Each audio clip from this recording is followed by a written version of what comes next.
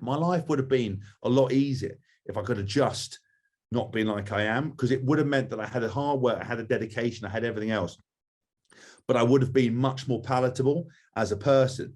And sometimes I tried to be that person, but actually coaches would be like, are you right? What's wrong? You know, all the boys were like, what's wrong? And I'm like, I'm just trying to do what you all fucking asked me to do. And then at the end of it, I just went, forget it. I'm going to be my own man. I'm going to do it. Not everyone's going to like me. And I don't, people who say they don't worry about what other people think, I think they're kind of sort of a bit bullshitting. We humans like to be liked. No one wants to be ostracized. But equally, when you get older, you start to value the right people's opinions.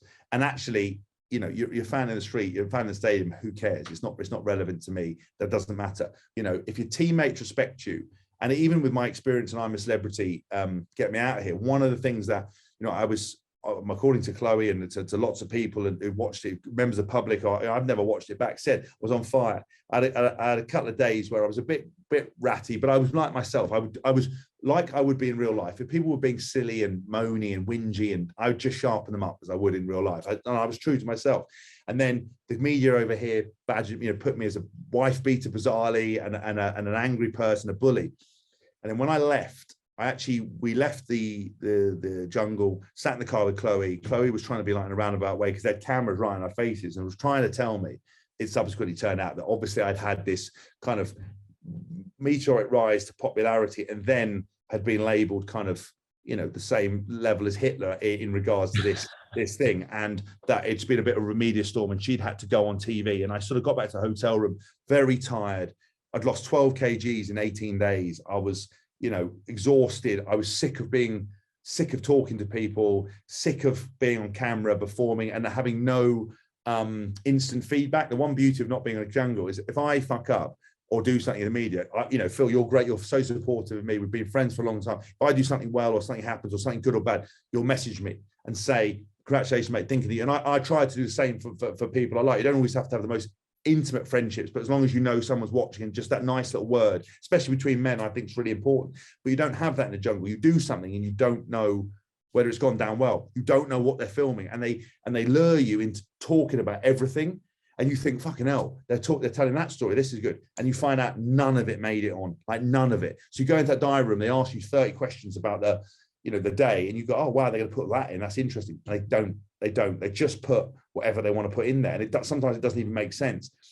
So then to come back the next day and to see that my peers were like mortified that I'd gone, were in tears, you know, including some of the men, guys, that the camp was completely morose, that, you know, they even Ant and Dex said in their own, we've never seen the camp like this after someone left. I sobbed like a baby at watching that. I was with all the friends and family because I was an emotional kind of black hole with it, but also because that was the real justification. And so while, you know, the real kind of importance and real rubber stamp on me as a person, that I'd got that from my teammates with both England, because you've seen from the podcast I do, Good Bad Rugby, every player came on and was like, you know, before I met Haskell, I wanted to punch him in the face. Definitely thought I was going to punch him in the face, but, you know, absolutely love him. What a guy. And it's happened so many times. And sure, I am a bit of a dick. I'm sure lots of people don't like me, but the majority of people that are important do. And that for me has been the most important thing in my life, is not trying to be friends with everyone,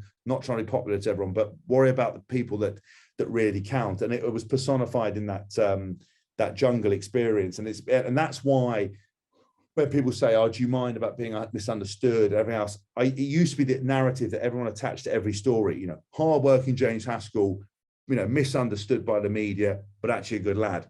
It now doesn't fucking matter, because I couldn't have played around the world. I couldn't have done what I've done. It's been proven that by the people that count that I'm a good team man, and that's all that matters. You know, even Eddie Jones, you know, after the Lions tour in 2017, he wasn't even involved, and he just called me into the office and he goes, I think you should know that every national coach, everyone's spoken to me and said what every player came back raving about you. You were an incredible team man. Then that's what, and that we need people like you. And I was like, look, that's all that matters.